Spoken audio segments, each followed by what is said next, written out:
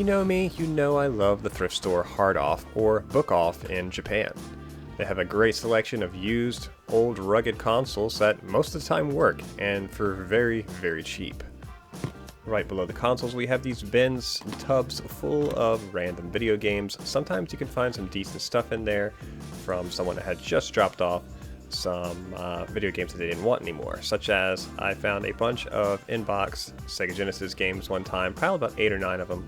Good score, Lion King, Aladdin, the usual good stuff, and very excited. So ever since I had that happen to me, I always check the tubs down below there.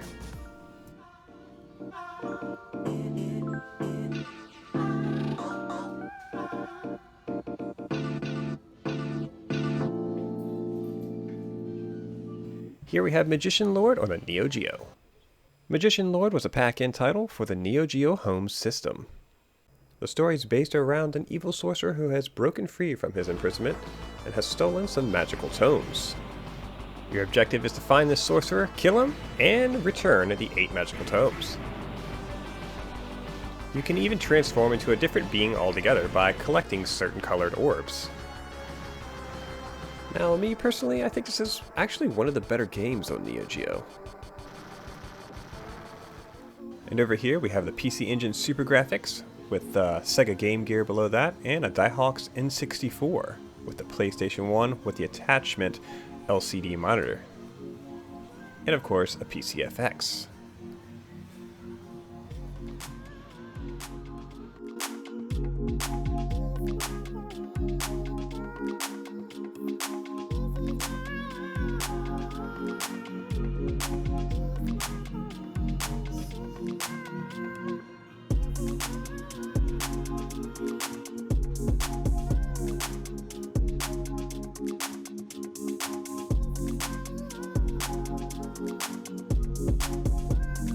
And here we have a PC Engine Super Graphics with a console menu in the back and some Hori controllers.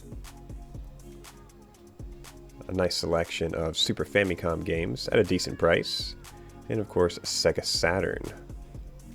Believe it or not, Saturn titles are usually cheaper than others.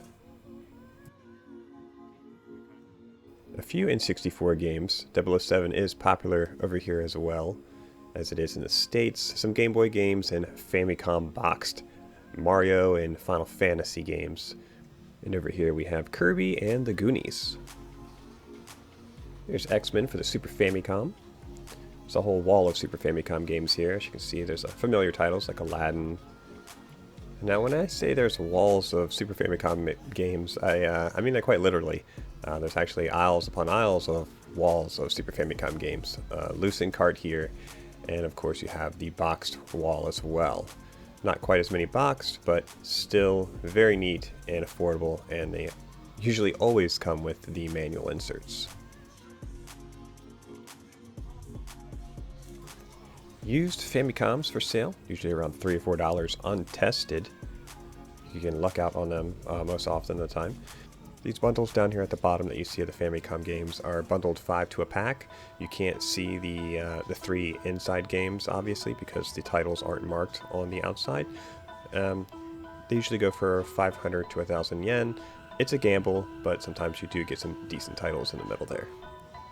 We got Salamander here on the Famicom. Always love the Famicom carts compared to the NES carts because they're just so colorful, and there's a bunch of different variations.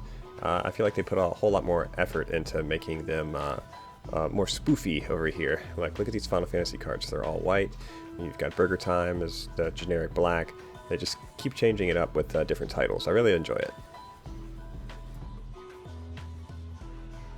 Over here, they're showcasing in the corner some fighting games that are on sale for the PlayStation 2. You got a little display up there to show you the different games that are on sale. And over here on the shelf is a bunch of used items, such as a Dreamcast. It comes with all the cords and a controller, and some minis. This is where I actually spotted this Square Enix Millennium Collection for Xenogears. I showed this off in a recent pickups video before, but I thought I'd add this into here just to show how I came about and found this item.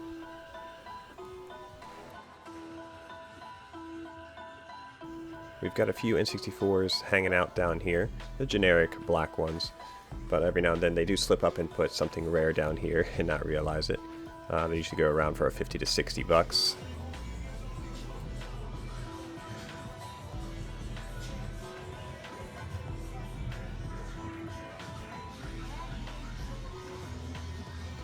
And over here we have a small wall of PC Engine games.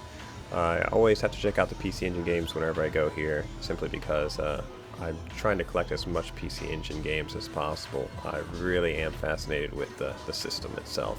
And here we have some Dreamcast games. There's a Dreamcast HDMI cable. And right next to that we have the Sega Saturn games. Here we got a few figures such as Spider-Man, Batman, the Hulk, and many other Marvel characters such as all the Avengers.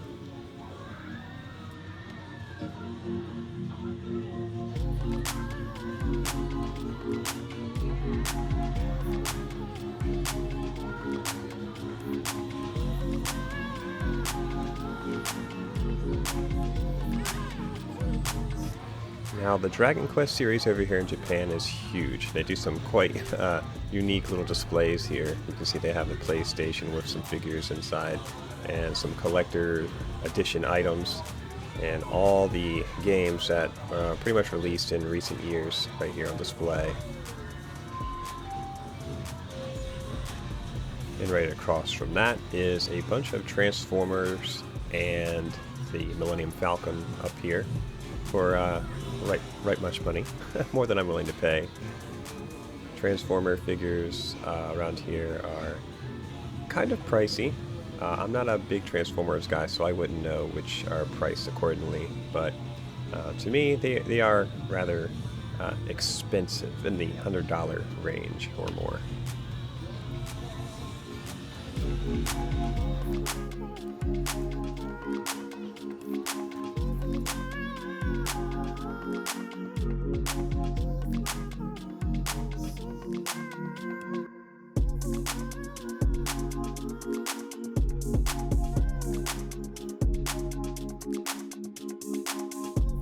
So I stumbled upon this Catherine figure. I almost bought it. I kind of wanted it because I think the Catherine games are really unique and really cool, but I ended up passing on it. And now, what would Japan be without the Dragon Ball figures?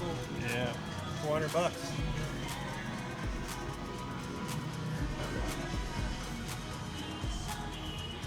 This is still my best figure, my favorite form.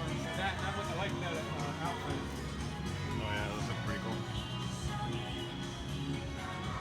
Dude, I still gotta catch up on Dragon Ball Super, dude. I ended a while ago.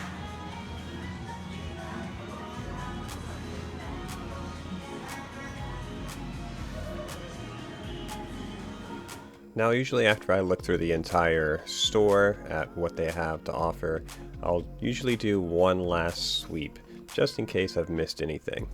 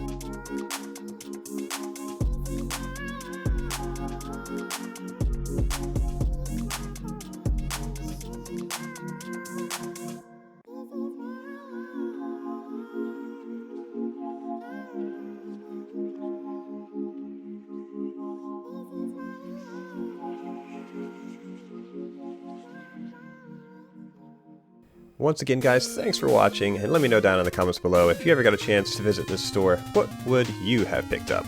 And I'll catch you guys next time.